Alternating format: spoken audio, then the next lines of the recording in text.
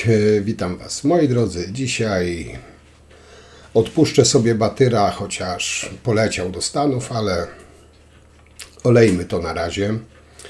Dzisiaj będzie poważniejszy temat, a dokładnie o edukacji zdrowotnej, a może bardziej by pasowało w przypadku pisowców tej całej pseudoprawicy z kościółkiem na czele powiedzieć ejakulacji zdrowotnej, a nie edukacji, bo na wieść o tym przedmiocie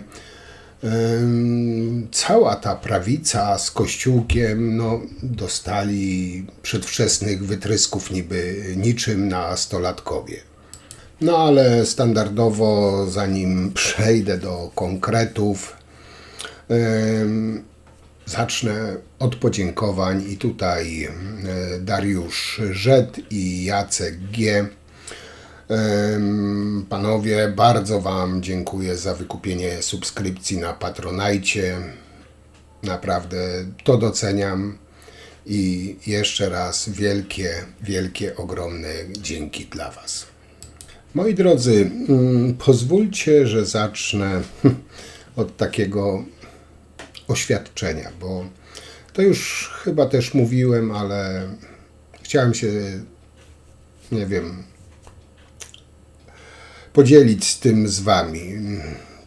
Jak wiecie, czasami mam już dość tej walki, tego pokazywania, tej hipokryzji, tego zakłamania, tej obłudy, tej katolickiej, pisowskiej, tej pseudoprawicowskiej. I czasami mam dość i chcę przestać.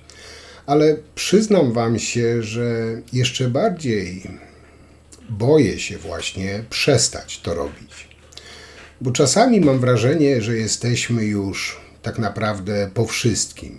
Że ten kraj, który kiedyś nosił imię Rzeczpospolita, istnieje tylko z nazwy, a to, co było jego sercem, wolność, wspólnota, prawo, człowieczeństwo, zniknęło gdzieś w hałasie, w chaosie, zdeptane przez cynizm, pogardę, propagandę i tani populizm ubrany w biało-czerwone szaliki. Widzę, co się dzieje i słyszę, co mówią, że kobiety mają rodzić, a nie dyskutować, że władza powinna być silna, a przeciwnik zawisnąć, że wolność słowa to tylko dla swoich, a reszta to obca agentura, że prawa człowieka to zachodnia zaraza, a Unia Europejska to okupant. I myślę o tym, że ludzie tacy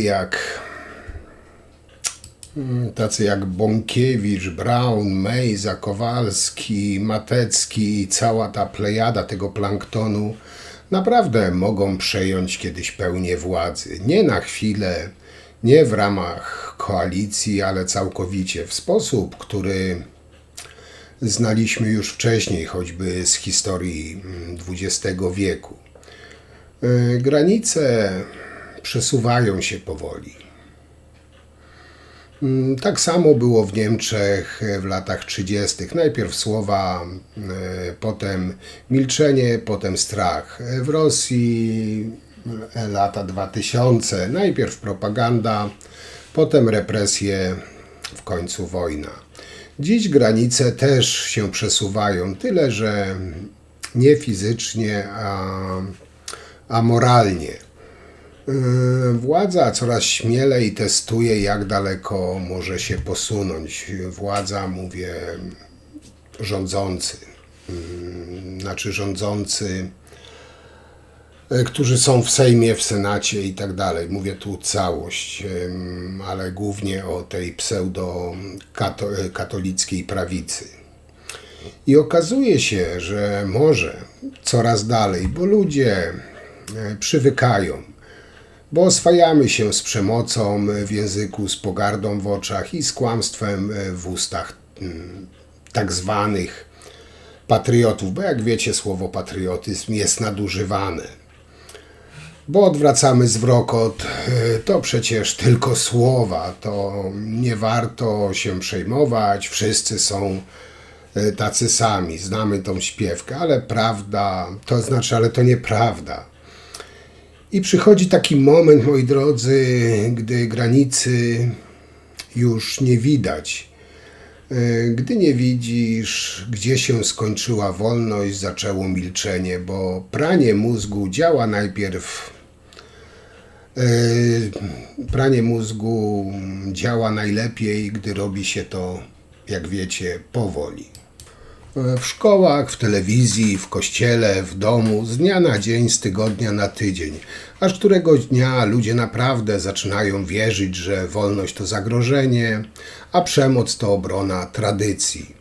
I to jest najgorsze, bo tego nie da się już tak łatwo cofnąć. Bo jeśli pokolenie wychowane na Mateckim, Braunie, Kaczyńskim i całej tej wierchuszce zacznie rządzić naprawdę, to może się okazać, że demokracja była tylko krótkim przerywnikiem między reżimami. Że Polska XXI wieku stanie się miejscem, w którym wolność znowu będzie luksusem, a nie prawem. Nie chcę żyć w kraju, w którym kobiety mają być podręcznikami, a mężczyźni ślepymi żołnierzami ideologii. Nie chcę patrzeć, jak młodzi ludzie uciekają, bo nie chcą żyć w świecie, gdzie normalność to nienawiść. Nie chcę też, by ten cały Bóg był narzędziem do kontroli, a patriotyzm maską dla przemocy. A najbardziej boli mnie to, że wszystko naprawdę może się wydarzyć i nie będzie żadnego wielkiego huku, nie będzie rewolucji, nie będzie jednego momentu, kiedy wszystko się zawali. To będzie ciche umieranie tygodniami, latami. A my wszyscy, jeśli się nie obudzimy, będziemy tego świadkami i współwinni. Dlaczego o tym wam powiedziałem? Powiedziałem wam o tym właśnie nawiązując do dzisiejszego tematu edukacji zdrowotnej. Zrobili z tego,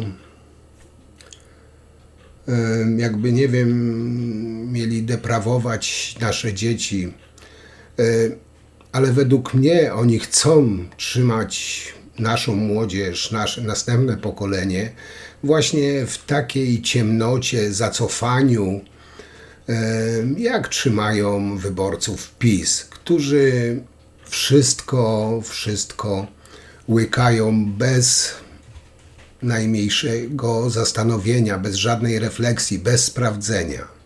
Buntują się o edukacji zdrowotnej, jak oni to nazywają, seksualnej w szkołach. No bo przecież najlepsza edukacja zdrowotna jest na plebanii, na kolanach księdza Dobrocieja. Dlatego nie chcą konkurencji, żeby dzieci wiedziały, że to, co im robią, to jest zło. Dlatego z tym walczą.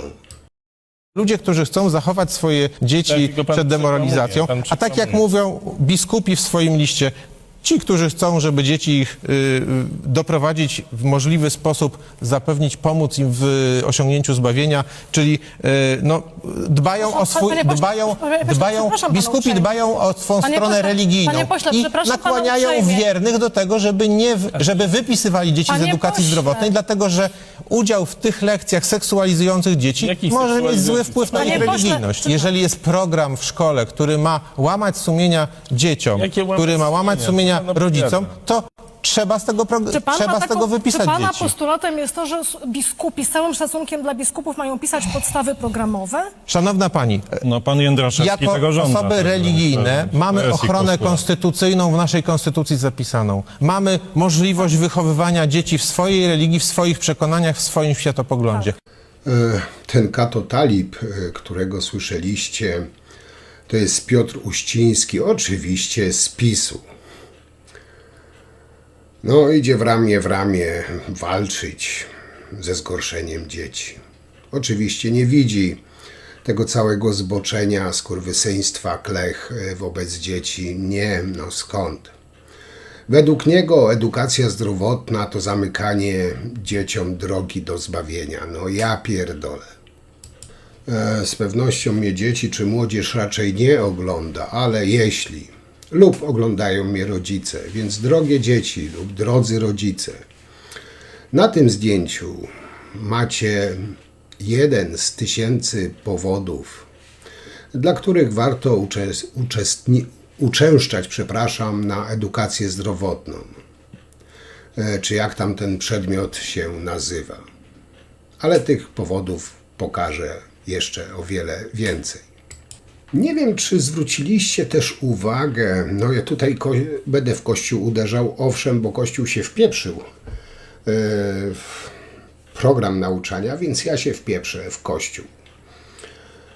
Powiedzcie mi, może mi to wyjaśnicie, bo nie bardzo to ogarniam, ale ja jestem tylko głupim lewakiem, ale być może jakiś prawak oświecony mi to wyjaśni. Dlaczego lekarz nie może przeprowadzić wywiadu lekarskiego z nieletnim bez obecności opiekuna, a byle klecha może wytrzepać rozum dzieckowi na spowiedzi bez ograniczeń i nadzoru?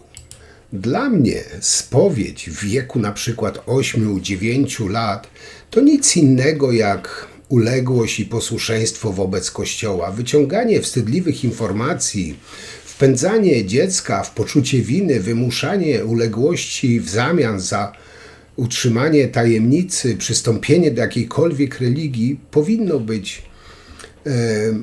od 18 roku życia, ale to jest moja opinia. Moi drodzy, i po tym, co teraz powiem i za chwilę pokażę, mógłbym zakończyć ten materiał, ale nie, nic z tego. Moi kochani, czy edukacja zdrowotna jest potrzebna? Na to pytanie odpowiedzą Wam w tym krótkim filmiku, który Wam wrzucę, posłowie i senatorowie. Poznajcie bystry umysł na przykład posła PiS-u, który urodził się w złej epoce lub po prostu w złym kraju. Edukacja zdrowotna zamyka dzieciom drogę do zbawienia, to Wam omówiłem. Piotr Uściński, PiS. Religia natomiast otwiera drogę księżom do pedofilii i innych dewiacji. Osobiście wolę mieć dziecko uwięzione w czyśćcu niż będące w raju po wykorzystaniu przez jakiegoś zboczeńca w sutannie. I przypomnę tylko, że weto Dudy jeszcze odbiera dzieciom prawo do psychologa, a właśnie to prawo mogło uratować dzieci przed wykorzystywaniem. Między innymi teraz edukacja zdrowotna też chce nauczyć, pokazać, kiedy dziecko może i ma prawo powiedzieć stanowcze nie. Ale wróćmy do naszych posłów i senatorów. Moi kochani, przedstawiam Wam naszą elitę polityczną. Nie wie, co to owulacja, ale za to doskonale jest w stanie zdiagnozować i ocenić szkody dla zdrowia związane na przykład z infradźwiękami generowanymi przez turbiny wiatrowe. No, mamy takich ekspertów, ale żadne moje słowo nie odda tego, co ci mistrzowie, którzy wiedzą oczywiście wszystko i na każdy temat. Niech się wypowiedzą. Szanowni panowie, czym różni się okres od owulacji? Czy może to jednak to samo? Panie pośle? Nie pamiętam. Nie interesowałem się, przyznaję tym. Nawet na biologii. Panie senatorze? Oj, nie będę wchodził w Panie ten temat. ministrze? No nie będę I z proszę kolegami Państwa, polemizował. chyba mamy odpowiedź na to, Tak. czy ten przedmiot jest potrzebny. Znaczy, Moi drodzy, no tym panom, posłom, senatorom tylko bić, nie wiem, owulację na stojąco. Nowy rok wystartował i jest nowość, która budzi kontrowersje i ataki, paniki z przedmiotu edukacja zdrowotna. Zdrowie, dojrzewanie, dbanie o siebie. Wydaje się normalna sprawa. No pewnie tak jest dla większości. Ale zwróćcie proszę uwagę na PiS, na Kowalskiego, Bąkiewicza. Już wpadli w histerię, że to deprawacja. Oni serio boją się, że dzieci dowiedzą się, gdzie mają serce i żołądek. Że należy utrzymywać higienę intymną i tym podobne. Może dlatego, że sami od lat trzymają swój rozum w ciemnej dupie średniowiecza. No, powinni, chociaż tego nie zrobią, ale powinni już dawno wyciągnąć sobie ten kij z dupy. Te lekcje to nie są lekcje Kamasutry, tylko podstawy zdrowia. Ale jak ktoś całe życie widzi zagrożenie w witaminie C, to trudno się dziwić, że edukacja to dla takiej osoby prawdziwy horror. No i tam, gdzie najwięcej wyborców PiS, największy ma to poklask. Edukacja zdrowotna, która ma zastąpić dotychczasowe wychowanie do życia w rodzinie i o tym za chwileczkę powiem, okazuje się, że w wielu podhalańskich szkołach widać brak zainteresowania rodziców wysyłaniem dzieci na te lekcje. Chcą za to dodatkowej katechezy. I teraz powiem coś o wychowaniu w rodzinie w wykonaniu oczywiście PiS. Ale zanim przejdę, bo to naprawdę jest petarda, jak przerwę to krótkim filmikiem. Muszę to powiedzieć. O wargach sromowych to niektórzy kojarzą to z surowym mięsem. Po takich zajęciach dzieci mają awersję do samego siebie, do współżycia. I Pani takie poseł, przypadki, błagam. z takimi Nie. przypadkami Nie, pani dzieci poseł, chodzą dość. do psychiatrów po takiej źle przeprowadzonej edukacji. Nie chcą nawet spojrzeć na dziewczynkę. Dzieci, tak, są dzieci, które chodzą do psychologów, psychiatrów, którzy po takiej źle przeprowadzonej edukacji nie chcą nawet spojrzeć na dziewczynkę, bo jeżeli mówi się, przepraszam, muszę to powiedzieć, o wargach sromowych, to co? niektórzy kojarzą to z surowym mięsem i Pani takie poseł, przypadki, błagam. z takimi Nie. przypadkami Nie, pani dzieci poseł, chodzą dość. do psychiatrów i do psychologów. Pani Jeżeli pani poseł. nie chce o tym słuchać, to Ale znaczy, wargi sromowe, że pani czy to jest nie element jest naszego w stanie ciała, czy nie? zrozumieć. Dobrze. A czy pani rozumie, dla dziecka 8, 9, 10-letniego w szkole podstawowej rozmowa na ten temat, Ale że to jest różnica jest, burzenie kiedy jego się- świadomości? No dobra, to cofnijmy się jeszcze 2 lata wstecz. Tam byli w Ministerstwie Edukacji Narodowej specjaliści od PiS-u, prawdziwi mistrzowie. Tą panią, którą tu widzieliście, to jeszcze nic. Urszula Dudziak to jest wybitny autorytet pisowski, który no, dbał o krzewienie umysłów młodych ludzi. Urszula Dudziak, stale wygłaszająca tezy o seksualności Polaków, powołaniu kobiet i oczywiście roli mężczyzn,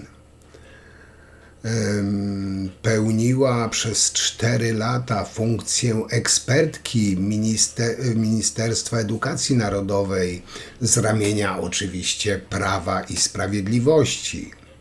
Szefowała zespołem, który pracował nad podstawami programowymi wychowania w rodzinie, czyli to, co pisowcy uczyli małe dzieci. No i żeby nie było żadnych wątpliwości, pani Dudziak jest również publicystką w telewizji Trwam oraz wykłada na Katolickim Uniwersytecie Lubelskim ze swoimi studentami. Dzieli się, chyba tu nie przesadzę jak powiem, antynaukowymi, szkodliwymi jej mądrościami. I teraz pozwólcie, że podam wam kilka tych błyskotliwych, złotych myśli tej ekspertki od seksualności. I tak na przykład: plemniki chronią przed rakiem, antykoncepcja prowadzi do śmierci. Współżycie przed ślubem grozi poważnymi konsekwencjami, na przykład wyrzutami sumienia gnębiącymi człowieka do śmierci. Mycie intymnych części ciała to grzech i bezeceństwo. To ja sobie wyobrażam, już teraz na chwilę przerwę, muszę to powiedzieć, jak według tej pani mycie intymnych części ciała to grzech i bezeceństwo, to ja nawet nie chcę sobie wyobrazić, jak skrocza tej pani musi dawać, jak co najmniej w upalny dzień z centrali rybnej. No ale lećmy dalej. Następstwem antykoncepcji są zdrady i rozwody. Inna złota myśl. Kobiety pozbawione oddziaływania plemników na organizm, a więc stosujących prezerwatywę lub stosunek przerywany, 4-5-krotnie u nich wzrasta ryzyko raka piersi. Ot takie cytaty. I ta pani zapisu pisała programy nauczania dla dzieci i młodzieży. I to oczywiście pisowcom nie przeszkadzało, no a dla Kościółka to były zbawienne słowa, zbawienne odkrycia tej pani. No i oczywiście przez te 4 lata, gdy ta pani przekazywała swoje mądrości polskim dzieciom i młodzieży, PiS był głuchy i ślepy na te argumenty. To oni dopuścili taką osobę do szlifowania nad podstawami programowymi przedmiotów wychowania do życia w rodzinie. Zatykali uszy, gdy mowa jest o antykoncepcji i rozwoju bezpiecznym stosunku seksualnym. Rzetelna edukacja seksualna to mniej infekcji przenoszonych drogą płciową i mniej niechcianych ciąż, to zdrowie i bezpieczeństwo dorastających Polek i Polaków. I z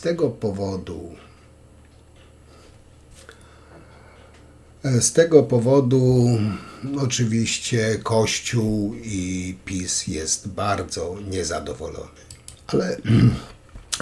Ale też chciałbym się zapytać ludzi, którzy za rządów PiS-u siedzieli w Ministerstwie Edukacji Narodowej. Czym się kierował ten resort przy doborze tych, pożal się Boże, ekspertów do spraw wychowania życia w rodzinie? Jakie konsekwencje zostały wyciągnięte na przykład do tej szamanki Dudziak w związku z przekazywaniem wiedzy kompletnie niezgodnej z nauką czy jakimkolwiek racjonalnym myśleniem? Oczywiście tych odpowiedzi nigdy nie usłyszymy, się nie dowiemy, ale według PiS-u to było dobre nauczanie, przekazywanie wiedzy polskim dzieciom, polskiej młodzieży. No ale jak wiecie, PiS lizał dupę Kościołowi, aż językiem sięgał końca kiszki sztorcowej. I dzisiaj jest to samo. Oni dalej liżą dupę Kościołowi i są ślepi na argumenty, na coś, co jest racjonalne. Robią z igły po prostu widły. W wyścigu do całowania pierścienia biskupa po prostu już się prześcigacie w głupocie. Jarosław Kaczyński będzie uczył Polaków, jak powinna być skonstruowana rodzina, tak? A pan Schreiber będzie nas uczył, jak powinna wyglądać wierność małżeńska, tak? A pan Mejza będzie nas uczył, jak powinno się kochać dzieci, tak? Ale wie pan, W głowę się puknijcie. No i oczywiście Kościół. Kościół musiał się wpieprzyć, jakżeby inaczej. No bo to jest nie do pomyślenia, że dziecko będzie wiedziało, że wpychanie w majtki dziecka obleśnego klechy jego łap jest czymś złym, że będzie wiedział, że to jest zły dotyk. Jak zacytuję wam pismo wysłane z episkopatu do rodziców. Cytuję. Drodzy rodzice, przyszłość dzieci jest w waszych rękach. Kurwa, co za odkrycie. A kiedy nie było? Pamiętajcie, że jesteście w sumieniu przed Bogiem i odpowiedzialni za ich prawidłowe wychowanie. Czyli jakie? Wysyłać dzieci do zboczeńców w sutannach? Jak pisze dalej, nie wolno wam się zgodzić na systemową deprawację waszych dzieci, która ma być prowadzona pod pretekstem tak zwanej edukacji zdrowotnej.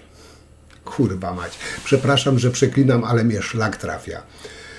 Oni z dzieci robią sobie często dmuchane lale.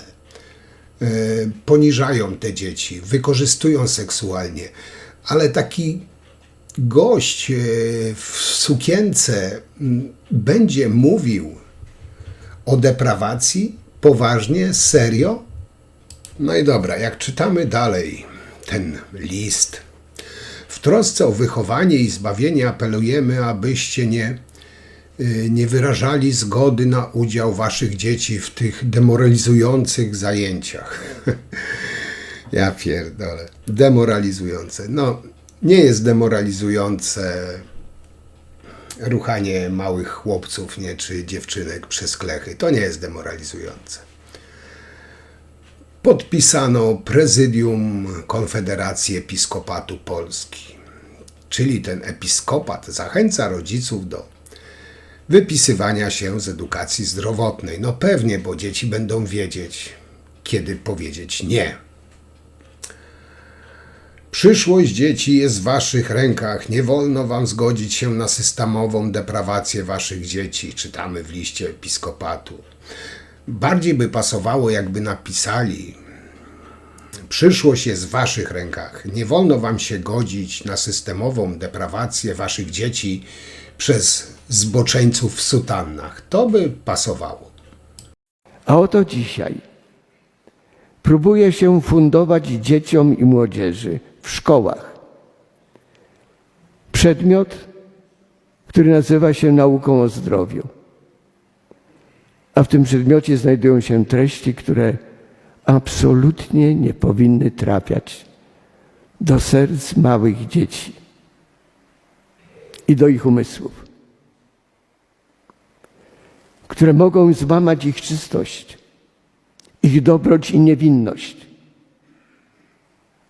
I kto to ma stać na straży tego przede wszystkim, jak nie rodzice?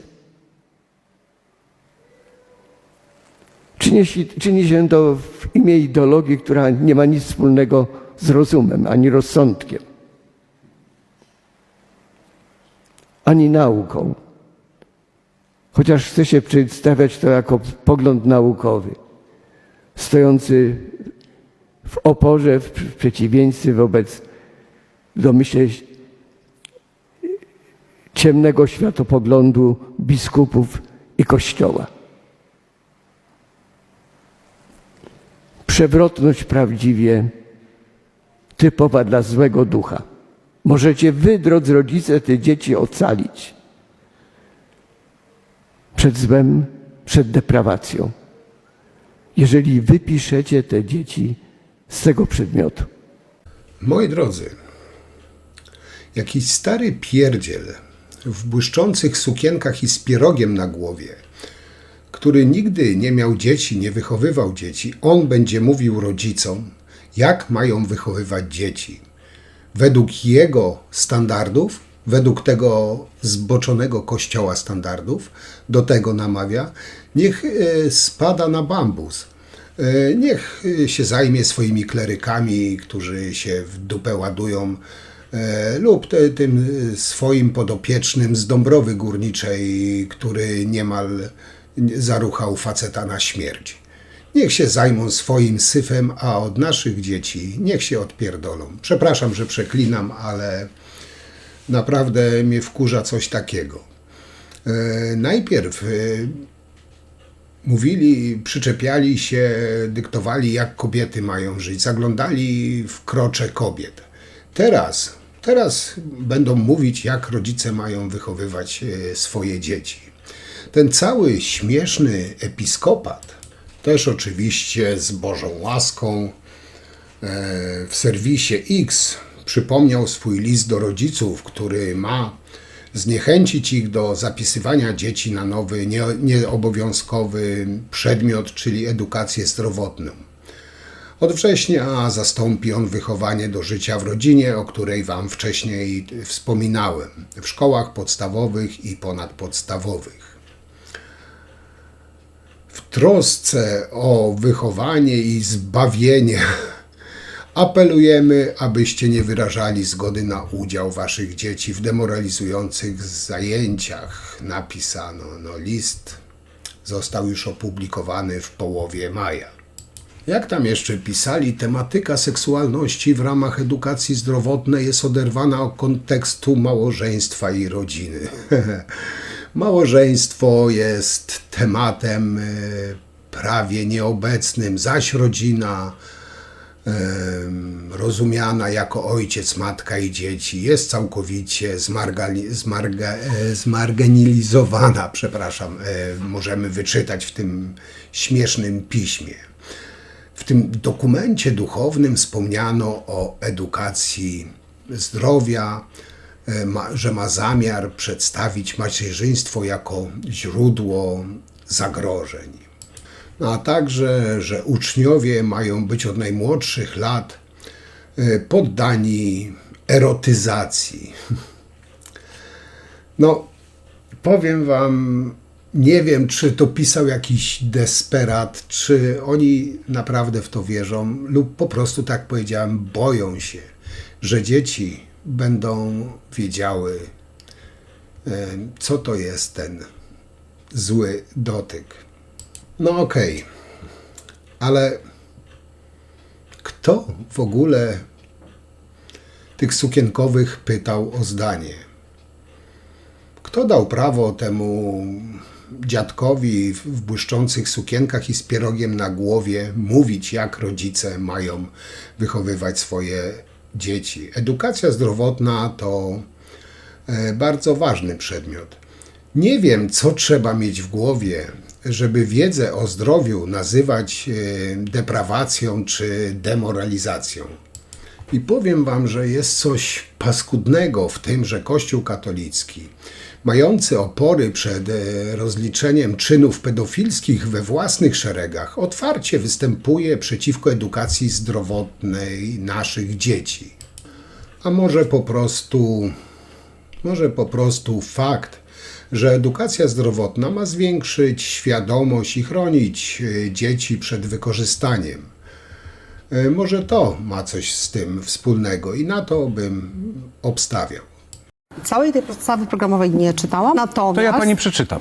Ale pan czyta wybiórczo, bo ten list episkopatu też był. Wydrukowany program dla jednej tylko klasy. Mógłbym pani zacytować z każdej klasy szkoły podstawowej i ponadpodstawowej. Te informacje są dostępne na stronie rządowej, więc jako poseł mogłaby się pani z nimi zapoznać w całości, skoro tak autorytatywnie mówi pani, co w tym jest, a czego tam nie ma. Więc czytam. Czytam. Czym jest zdrowie? Zdrowie jako wartość. Czynniki wpływające na zdrowie, środowisko, relacje, nawyki. Miejsce zdrowia w hierarchii wartości. Zachowania chroniące zdrowie i ryzykowne dla zdrowia. Zdrowy styl życia to zdrowy organizm. Do lekarza. Objawy choroby i przygotowanie wizyty. Samoocena, akceptacja i stawianie granic, czyli jak czuć się dobrze w swoim ciele. Dlaczego codzienna higiena ma znaczenie dla zdrowia? Środki higieniczne i pielęgnacyjne, pasta, szampon, mydło, ręcznik, chusteczki i tak dalej. To jest to seksualizowanie rzeczy. Woda to podstawa zdrowia i życia. Z ogrodu na talerz rośliny, które warto jeść. Czytam, sprawdzam, wybieram. Jak rozpoznać zdrowy produkt. Zdrowie psychiczne. Jak dbać o swój nastrój i myśli. Emocje. Poznaj, nazwij, zareaguj. Nie jesteś sam. Gdzie szukać pomocy, gdy jest trudno? Jedźmy dalej. Co robi stres z moją głową i ciałem? Jak sobie z nim radzić? Rodzina. Mój pierwszy zespół. Podobno nie ma nic o rodzinie. Co to jest rodzina i jakie pełni funkcje? Opiekuńcza, wychowawcza, emocjonalna, edukacyjna i społeczna. Jak wygląda prawidłowe funkcjonowanie rodziny? Współpraca, wzajemny szacunek, wsparcie, rozmowa.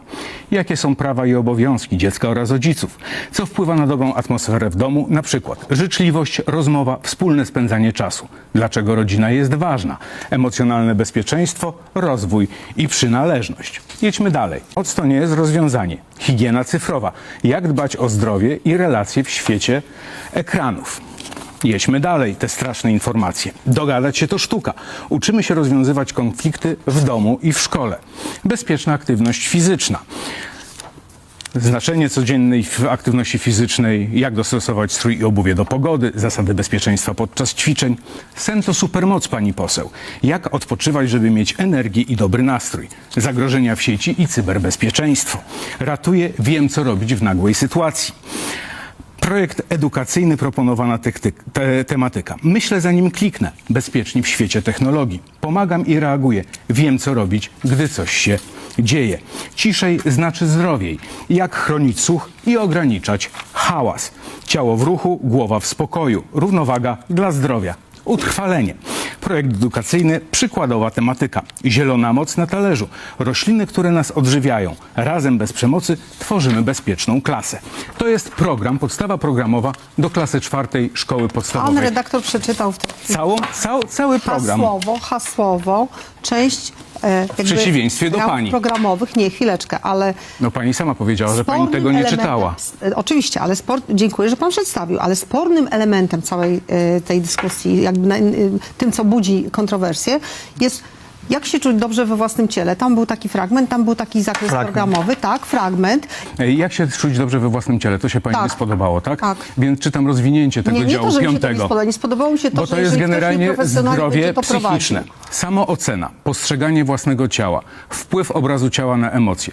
Każdy wygląda inaczej. Szacunek dla ciała, umiejętność mówienia nie, odwaga i prawo do stawiania granic. Granice moje i innych są ważne. Moje ciało, moje zasady. Dotyk tylko za zgodą. Co jest w tym złego? W tym akurat nie ma nic złego, natomiast... Ale do tego pani nie miała wątpliwości. A ja wam powiem, moi drodzy, tak. Wypisanie dziecka z edukacji zdrowotnej nosi znamiona działania na jego szkodę. Coraz częściej słyszę o namawianiu rodziców, opiekunów prawnych, aby wypisywali swoje dzieci z zajęć edukacji zdrowotnej. I tutaj warto jednak zadać sobie pytanie, czy naprawdę chronimy w ten sposób dzieci? Edukacja zdrowotna to nie ideologia. To wiedza potrzebna do życia. To właśnie na tych zajęciach dzieci uczą się między innymi, jak dbać o swoje zdrowie fizyczne i psychiczne, jak rozpoznawać niepokojące sygnały w swoim ciele, czym jest higiena, zdrowie, relacje, asertywność, bezpieczeństwo, jak działa ich ciało, co to znaczy dojrzewanie, zgoda, granice. Jak unikać uzależnień, przemocy czy chorób przenoszonych drogą płciową? To nie są tematy do rozmowy na kiedyś, na później. To fundamenty wiedzy, które dziecko powinno zdobywać stopniowo, adekwatnie do wieku. A wypisanie dziecka z tych zajęć to To jest pozbawienie go dostępu do rzetelnej i sprawdzonej wiedzy, zwiększenie ryzyka, że będzie szukało informacji w niepewnych źródłach, na przykład w internecie czy wśród rówieśników. Osłabienie jego zdolności do podejmowania świadomych, odpowiedzialnych decyzji w przyszłości. Dziecko ma prawo do edukacji. A wie pan, co to jest polucja, panie pośle? Nie wiem. Ja wielu rzeczy nie wiem. Nie, i myślę, ale nie że wie pan, pani co to również. jest polucja? Serio? Nie wiem. Weźmie pan, I powiem pani jedną rzecz. Wiele Serio mi osób pan teraz wielu rzeczy odpowiada? nie Nie, wie. bo pan jutro powie w innym programie, że pan zapomniał. Nie wie pan, co to jest polucja? Nie. Nie wiem. I to jest jedna z tych rzeczy, które każdy młody człowiek powinien dowiedzieć. Ale ja teraz patrzę do pani, że nie pani egzaminowała. Ale ja... Bo bez edukacji właśnie potem są tacy inteligenci jak ci z prawej strony. Zgodnie z konwencją o prawach dziecka, każde dziecko ma prawo do pełnej edukacji, która wspiera jego rozwój, zdrowie i dorastanie. Ograniczenie tego prawa z powodu ideologicznych, religijnych czy światopoglądowych może być naruszeniem jego podstawowych praw. I żeby nie było, naprawdę rozumiem, że niektórzy rodzice, opiekunowie mają jakieś tam obawy. Ale rozwiązaniem nie jest ucieczka od tematu, tylko dialog i współpraca ze szkołą, nauczycielami, specjalistami. Jeśli naprawdę chcemy chronić nasze dzieci, dajmy im narzędzia, które pomogą im zrozumieć siebie i świat. A edukacja zdrowotna jest jednym właśnie z takich narzędzi. I tutaj podkreślę jeszcze raz, ten program obejmuje między innymi zdrowie fizyczne i psychiczne, w tym budowanie poczucia własnej wartości, prawidłowe odżywianie, aktywność fizyczną i bezpieczeństwo, dojrzewanie, relacje międzyludzkie, profilaktykę uzależnień i substancji psychoaktywnych, bezpieczeństwo w internecie, orientację w systemie ochrony zdrowia. Czy to jest naprawdę jakiś wielki problem, że młodzież dowie się także, czym jest seks, jak działa antykoncepcja, jak uniknąć chorób przenoszonych drogą płciową, jak dbać o higienę intymną? Bo jeśli tak, to może największym zagrożeniem tej edukacji jest po prostu wiedza, bo tak naprawdę obawia się jej kler, PiS i ta cała pseudoprawica. Czytał pan pewnie podstawę programową przedmiotu edukacja zdrowotna. Czytałem opracowania. Czyli nie podstawę, tylko opracowania. To ja sięgnąłem do podstawy, żeby sięgnąć do źródeł. No i patrzę na to, co ten przedmiot ma oferować w klasach 4-6, czyli tam wśród tych najmłodszych uczniów, którzy tego przedmiotu mają doświadczyć. No i czytam. Pytanie, gdzie jest moment, kiedy pan powie stop, na to się nie zgadzam. Klasy 4-6. Uczeń charakteryzuje pojęcia zdrowie seksualne, seksualność i omawia ich pozytywny wymiar w życiu człowieka. W porządku? Dla mnie w ogóle nie ma z tym problemu. Uczeń omawia budowę i podstawowe funkcje narządów płciowych, wewnętrznych i zewnętrznych. W porządku? Tak. Dla pana. Uczeń wyjaśnia proces zapłodnienia. Wymienia najważniejsze fakty dotyczące przebiegu ciąży, porodu oraz opieki nad noworodkiem. Tak. Tak. Ja w ogóle, Uczeń omawia zagadnienie autonomii cielesnej oraz w jaki sposób asertywnie o nią dbać. Wymienia rodzaje zachowań dorosłego lub rówieśnika, które są przekroczeniem granic intymnych. Wyszukuje przepisy prawne dotyczące ochrony seksualności osób poniżej 15 roku życia. Omawia możliwości uzyskania pomocy w sytuacji zagrożenia. To jest w porządku. Nie ma z tym problemu. Uczeń wymienia stereotypy płciowe oraz wyjaśnia ich negatywny wpływ na funkcjonowanie człowieka. Też w porządku. Tak jest. I to jest to, czego uczniowie w klasie 4-6 mają się uczyć na przedmiocie edukacja zdrowotna w ramach modułu zdrowie seksualne. I moi drodzy, pozwólcie, że podsumuję to w ten sposób, bo wydaje mi się, że powiedziałem chyba wszystko, co można by było w tym temacie powiedzieć. Ale odniosę się tutaj do kwestii właśnie poruszanej od wielu dni w kościołach, na prawicowych portalach i wszędzie tam, gdzie jest to zacofanie. A mianowicie chodzi o przedmiot edukacja o zdrowiu. Edukacja zdrowotna. I tutaj Nie wiem, apeluję, abyśmy nie bali się uczyć naszych dzieci dbania o własny umysł i ciało. I ta mrożąca, co dla niektórych, krew w żyłach kwestia zdrowia seksualnego, to tylko jeden z 10 działów, które będą omawiane na zajęciach. I nie jest to rzecz oczywiście mniej ważna. Bo w ilu domach rozmawia się o higienie intymnej, antykoncepcji, o emocjach. Nie bójmy się, że nasze dzieci będą chciały zmieniać płeć, gdy tylko się o tym wspomni.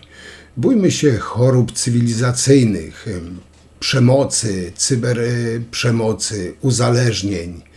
Te dzieci to nasza przyszłość. Pozwólmy im się edukować, pozwólmy im wiedzieć, gdzie szukać pomocy, gdy na przykład tata, pobożny katolik, podnosi rękę na mamę po spożyciu alkoholu.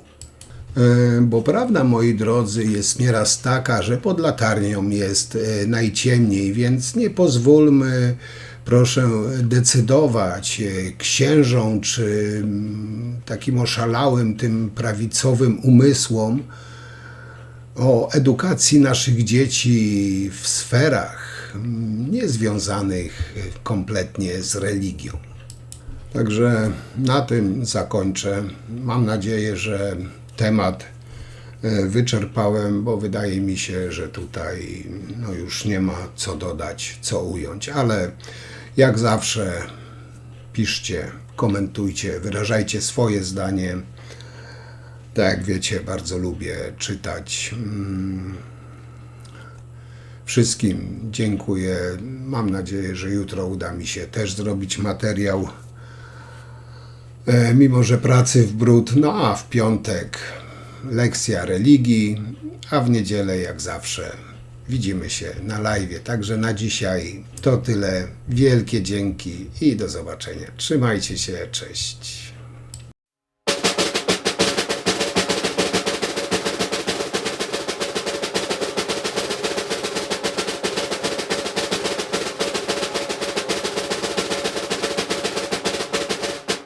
Tak, panie przewodniczący, my byśmy chcieli troszeczkę się dowiedzieć o tym in vitro, o tym wysłuchaniu, żebyśmy mogli coś się dowiedzieć, panie ministrze.